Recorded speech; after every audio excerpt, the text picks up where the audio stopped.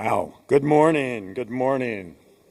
We actually have a slideshow because we're going to do a romp through California.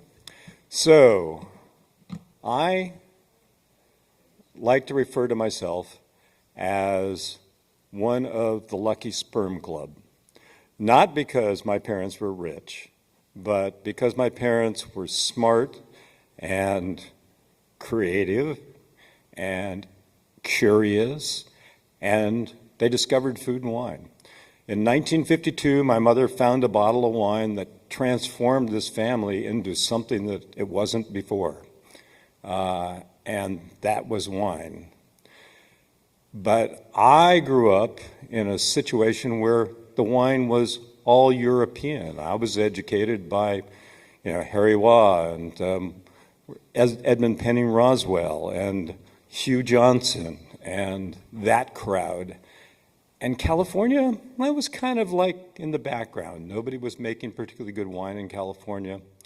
And then one day I ended up at a tasting. I ended up with a tasting with a guy named Joseph Swan, and he needed some help at his winery. And I was doing medical research at the time.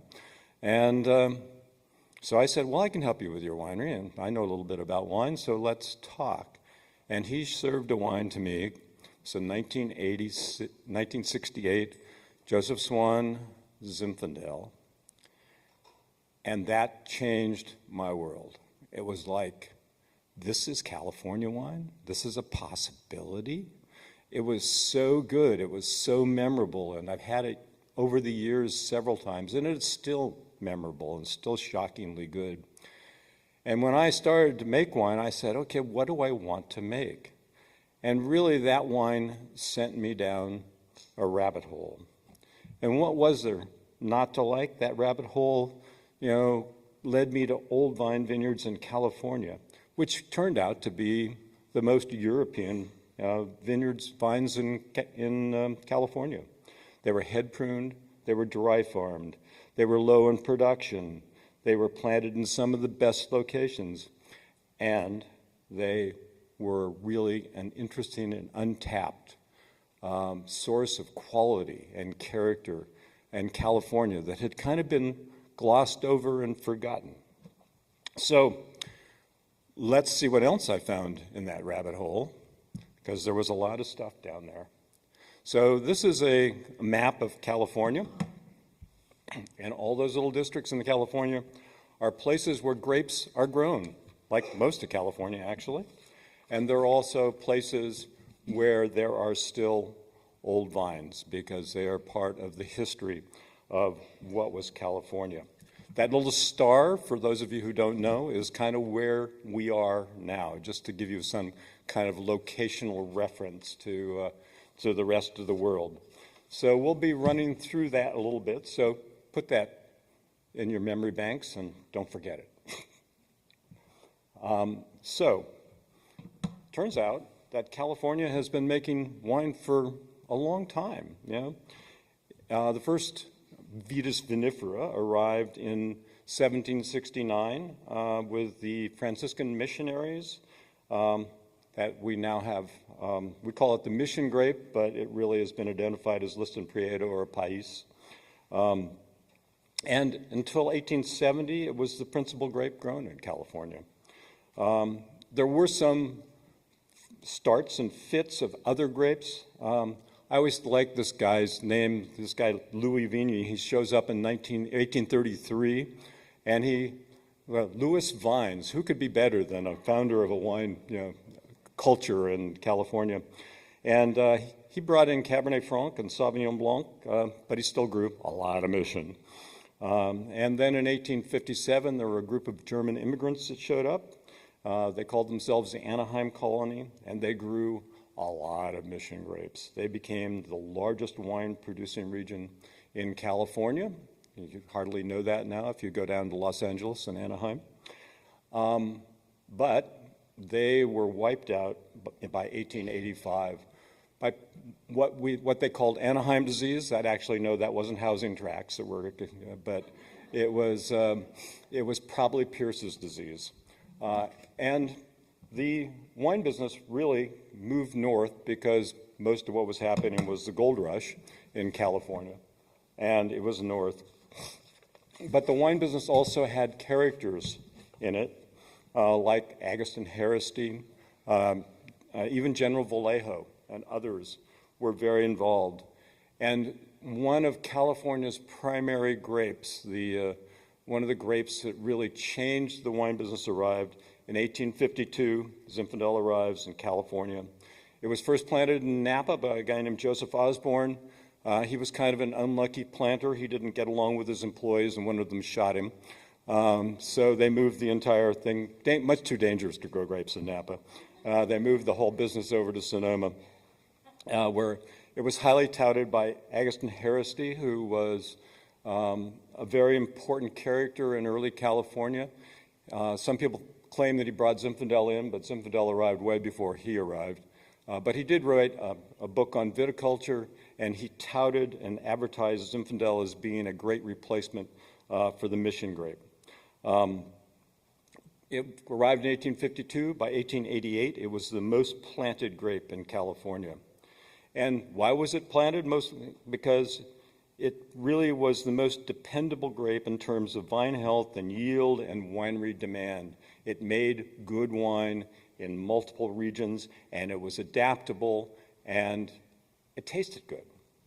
So Zinfandel, together with the mixed blacks that were brought in as well, really made California's most singular wine then, and still makes California's most singular wine. I like to say, as good as Cabernet Sauvignon and Pinot Noir are, and they are good in California, they are Ersatz, Bordeaux, and Burgundy. Yeah. Zinfandel and the vines that are associated with it is really California's wine. It is the wine we make. It is our Dow. It is our Chateauneuf du Pape, if you will. So, out with Agustin. But I just wanted to give you an idea of the other grape varieties that are found in these old mixed black vineyards. There are a lot of them. I mean, Morgan and I farm a vineyard called Bedrock that has got 27 to 32 different varieties identified by DNA these days. So these vineyards can be very mixed, but they are heavily Zinfandel. These grape varieties generally support Zinfandel. So just to give you an idea, I didn't expect you to memorize that list or even pronounce some of the names. It's pretty remarkable. Putshare, I think, is my favorite. So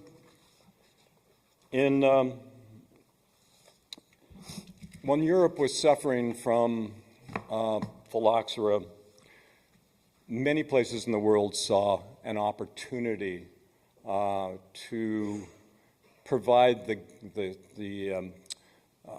grapes and the wine for the missing hole in Europe. And California was no exception.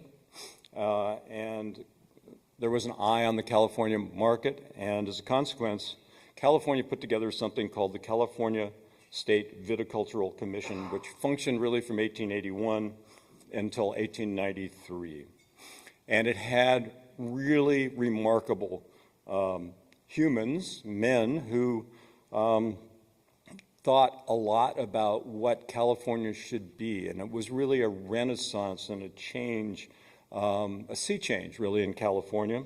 Men like Charles Wetmore, who's in the picture there, George West, who was a nurseryman, E.W. Hilgard, who did extensive studies on different grape varieties and the kind of wine they made, Isaac de Turck, all were really involved in this. They were critical for modernizing California's wine industry and really establishing a framework for addressing the agricultural challenges. They provided a solid foundation for the scientific and systematic development of the wine industry. Much of the research from this period has formed the basis for future viticultural practices. It was really, if you will, an early UC Davis, and they did wonderful research. Just to give you an idea of their profound influence, Charles Wetmore estimated that in 1880, 80% of the varieties were mission varieties. By 1890, 80% of the varieties were non-mission or higher quality varieties. That's a huge sea change. They also guided California through the phylloxera epidemic. So phylloxera came, but it turns out that it wasn't a total disaster because there was a huge grapevine planting during phylloxera. Hit California in 1873. Some of California's oldest vines are in Sonoma County because it hit in Sonoma County, and the vines were replaced first here. So, did I skip a slide? I don't know. Okay.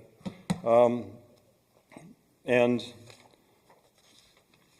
we arrived, the Italians and the Portuguese arrived in part because there is a very worldwide depression. California is overproduced, and they get land for inexpensively, but there is a combine formed called the California Wine Association in 1894, and it ultimately controlled 80% of California's wine business up until Prohibition. And then we hit Prohibition. And that's a pretty dark period, except that there were more grapevines planted. Really, grapevine plantings doubled because of home winemakers. And grapes are more highly thought of. So pretty remarkable. Yes. Thank God we're not there anymore. So we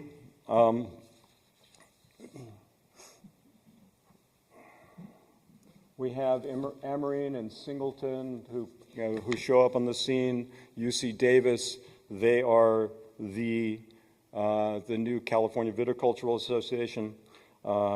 They really transform what happens in California. They really are the scaffold. They really help build the scaffold for what is now the California wine business. They've developed an AVA system. They have heat summations and where to plant grapes. But all this time, the core of the wine business is old vines. And it's quite remarkable. And as we look at old vines now, we think about the future and things like water conservation and spacing. So the old vines are actually making us rethink, the world of viticulture. And we need to find out what those old vines are. And so the Historic Vineyard Society in California was formed in 2011 to sort of keep track of what these vines were. The bottom line really was to help register these survivors and connect them with wineries. The bottom line, however, for these old vineyards is that they produce exceptional, interesting wines that reflect the nature of their place and are really an expression of California's heritage. These wines are also a repository of many varieties, some of which have no match in the current DNA bank. And they're really the work of generations and generations. Those of us who make wine from them now really stand on the shoulders of a lot of work that was done by a lot of other people. These old vines are really the core and have been at the core of the California wine evolution. There are, of course, old vine conservationists. The important ones, really, because old vines are endangered in California. All wine is endangered on a worldwide basis, but in Contra Costa, where there are lots of old vines, we have housing problems. In Amador, there's lack of interest. Sonoma County and Napa have the latest and the greatest Cabernet and Merlot and Pinot Noir kind of taking things. So we need some way to value and protect those vines. We have small wineries that are making single vineyard wines from these unique and special vineyards, but there are larger wineries like Gallo who are now marketing Monte Rosso, which is a really old vineyard, and they're also doing a Ravenswood revival, all vine Zinfandel. So the world is paying attention. Hopefully it will continue to pay more attention. So enjoy your exploration of California's old vines today. Maybe you will become as passionate about them as I have become. So have a great time today. Thank you so much.